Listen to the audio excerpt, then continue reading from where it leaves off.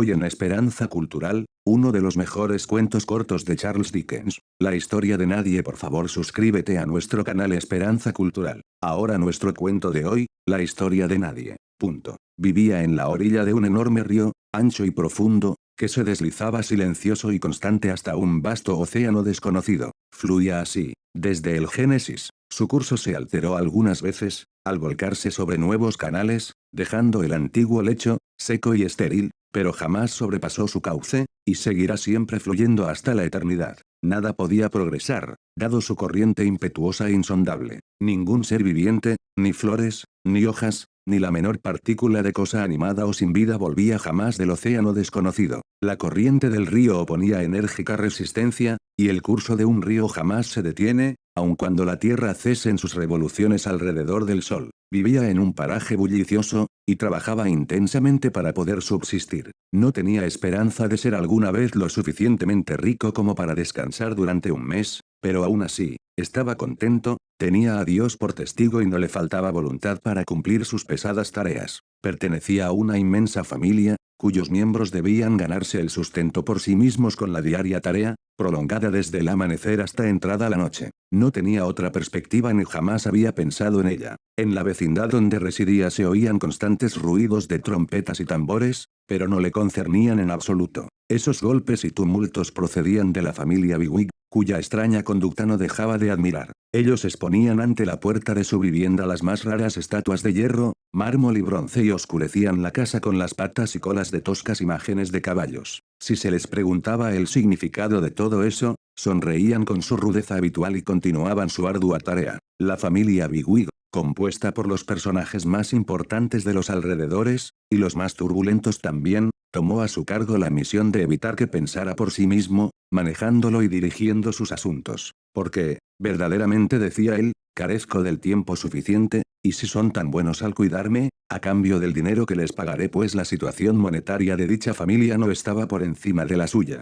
Estaré aliviado y muy agradecido al considerar que ustedes entienden más que yo. Aquí continuaban los golpes y tumultos, y las extrañas imágenes de caballos ante las cuales se esperaba debía arrodillarse y adorar. No comprendo nada de eso, dijo, frotándose confuso la frente arrugada. Debe tener un significado seguramente, que yo no alcanzo a descubrirlo. Eso significa, contestó la familia, sospechando lo que quería decir honor y gloria en lo más alto, para el mayor mérito. Respondió él, y quedó satisfecho. Pero cuando miró hacia las imágenes de hierro, mármol y bronce, no encontró ningún compatriota suyo de valor. No pudo descubrir ni uno de los hombres cuyo saber lo rescató a él y a sus hijos de una enfermedad terrible, cuyo arrojo elevó a sus antepasados de la condición de siervos, cuya sabia imaginación abrió una existencia nueva y elevada a los más humildes, cuya habilidad llenó de infinitas maravillas el mundo del hombre trabajador. En cambio descubrió a otros acerca de los cuales no había escuchado jamás nada bueno, y otros más, aún, sobre quienes sabía que pesaban muchas maldades.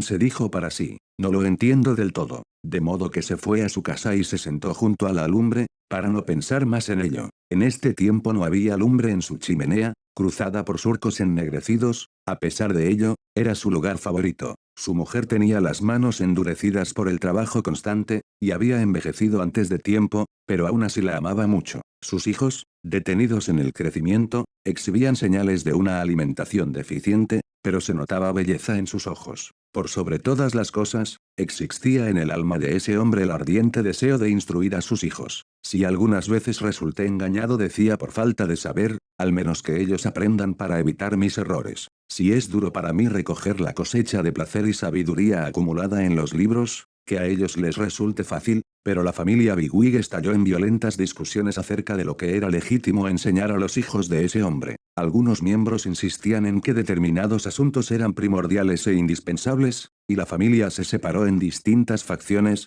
escribió panfletos, convocó a sesiones, pronunció discursos. Se acorralaron unos a otros en tribunales laicos y cortes eclesiásticas, se arrojaron barro, cruzaron las espaldas y cayeron en abierta pugna e incomprensible rencor. Mientras tanto, este hombre contempló al demonio de la ignorancia irguiéndose y arrastrando consigo a sus hijos. Vio a su hija convertida en una prostituta andrajosa, a su hijo embrutecerse en los senderos de baja sensualidad, hasta llegar a la brutalidad y al crimen. La naciente luz de la inteligencia en los ojos de sus hijos pequeños cambiaba hasta convertirse en astucia y sospechas, A tal punto que los hubiera preferido imbéciles. Tampoco soy capaz de entenderlo, dijo entonces. Pero creo que no puede justificarse. No, por el cielo nublado que me ampara, protesto y me reconozco culpable. Tranquilizado nuevamente, porque sus pasiones eran por lo común de escasa duración y su natural bondadoso, miró a su alrededor, en los domingos y feriados, y notó cuánta monotonía y fastidio existía por doquier,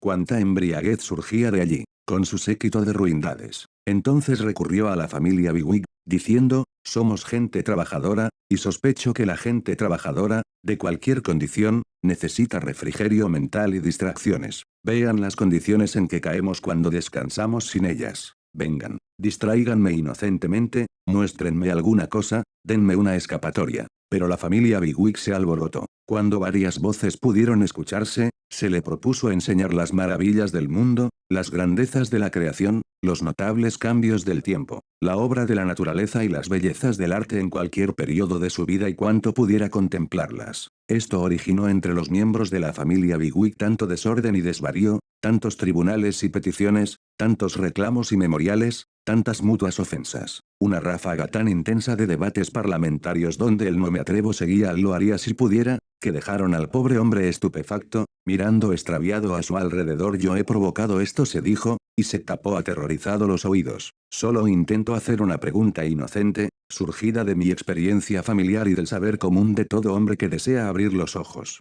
No lo entiendo y no soy comprendido. ¿Qué surgiría de semejante estado de cosas? Inclinado sobre su trabajo, se repetía con frecuencia esta pregunta cuando comenzó a extenderse la noticia de una peste que había aparecido entre los trabajadores, provocando muertes a millares. Al mirar a su alrededor, pronto descubrió que la noticia era cierta. Los moribundos y los muertos se mezclaban en las casas estrechas y sucias en que vivieron. Nuevos venenos se filtraban en la atmósfera siempre triste, siempre nauseabunda. Los fuertes y los débiles, la ancianidad y la infancia, el padre y la madre, todos eran derribados a la par. ¿Qué medios de escape poseía? Quedóse allí y vio morir a aquellos a quienes más amaba. Un benévolo predicador vino hacia él, tratando de decir algunas plegarias con las cuales calmar su corazón entristecido, pero él replicó, «Bah, ¿qué eficacia posees, misionero, al acercarte a mí, a un hombre condenado a vivir en este lugar hediondo, donde cada sentimiento que se demuestra se convierte en un tormento y donde cada minuto de mis días contados es una nueva palada de lodo agregada a la pila que me oprime? Pero denme el fugaz resplandor del cielo por medio del aire y la luz, denme agua pura, ayúdenme a mantenerme aseado, iluminen esta atmósfera pesada y esta vida oscura en la que nuestros espíritus se hunden y que nos convierten en las criaturas indiferentes y endurecidas que tan a menudo contemplan. Gentil y bondadosamente lleven los cadáveres de aquellos que murieron fuera de esta mísera habitación, donde ya nos hemos familiarizado en tal forma con el terrible cambio que, para nosotros, hasta ha perdido su santidad, y, maestro, oiré entonces. Nadie mejor que tú lo sabes cuán voluntariamente, a aquel cuyo pensamiento estaba siempre con los pobres y que compadecía todas las miserias humanas. Estaba ya de nuevo en su trabajo, triste y solitario, cuando el amo apareció y permaneció a su lado, vestido de negro. También él había sufrido mucho. Su joven esposa, su esposa tan bella y tan buena, había muerto, llevando consigo su único hijo. Señor, es muy duro de sobrellevar, lo sé, pero consuélate. Yo trataré de aliviarte en lo posible. El patrón le agradeció desde el fondo de su corazón,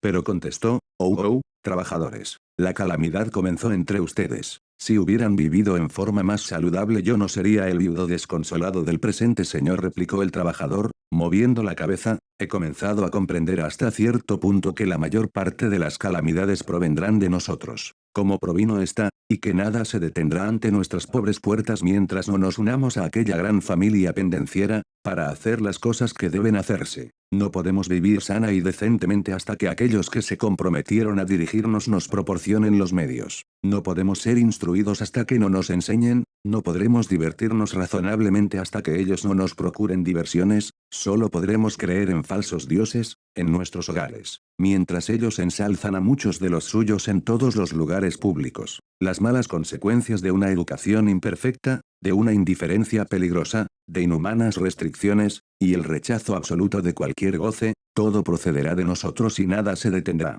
Se extenderán en todas direcciones. Siempre sucede así, al igual que con la peste. Esto entiendo yo, al menos. Pero el amo respondió, ustedes, trabajadores, cuán raramente se dirigen a nosotros, Si no es por algún motivo de queja, señor, replicó. No soy nadie y tengo escasas posibilidades de ser escuchado, o tal vez no desee ser oído, excepto cuando existe alguna queja. Pero ella nunca tiene origen en mí, y nunca puede terminar conmigo. Tan seguro como la muerte que desciende hasta mí para hundirme. Había tanta razón en lo que decía, que la familia Bigwig llegó a notificarse y, terriblemente asustada por la reciente catástrofe, resolvió unirse a él para hacer las cosas con más justicia, en todo caso, hasta donde esas mismas cosas estuvieran asociadas con la inmediata prevención, humanamente hablando, de una nueva peste. Pero en cuanto desapareció el temor, cosa que sucedió muy pronto, se reanudaron las mutuas querellas y no se hizo nada. En consecuencia, la desdicha volvió a reaparecer, rugió como antes, se extendió como antes, vengativamente hacia arriba, arrastrando un gran número de descontentos. Pero ni un solo hombre entre ellos quiso admitir, aún en el más ínfimo grado, ser uno de los culpables. Por consiguiente, siguióse viviendo y muriendo en igual forma, y esto es lo primordial en la historia de nadie. ¿No tiene nombre?, preguntarán. Tal vez se llama Legión. Importa poco cuál sea su nombre verdadero. Si han estado en los pueblos belgas, cerca del campo de Waterloo, habrán visto en alguna iglesia pequeña y silenciosa el monumento erigido por fieles compañeros de armas a la memoria del coronel A, del mayor B, de los capitanes C, D y E, de los subtenientes F y G, alféreces H, 1 y J, de 7 oficiales y 130 soldados que cayeron en el cumplimiento de su deber en un día memorable. La historia de nadie es la historia de los soldados anónimos de la tierra. Ellos tomaron parte en la batalla, les corresponde parte de la victoria, cayeron y no dejaron su nombre más que en conjunto. La marcha del más orgulloso de nosotros se encauza en el sendero polvoriento que ellos atravesaron. Oh, pensemos en ellos este año, ante el fuego de Navidad, y no los olvidemos después que éste se haya extinguido. Fin.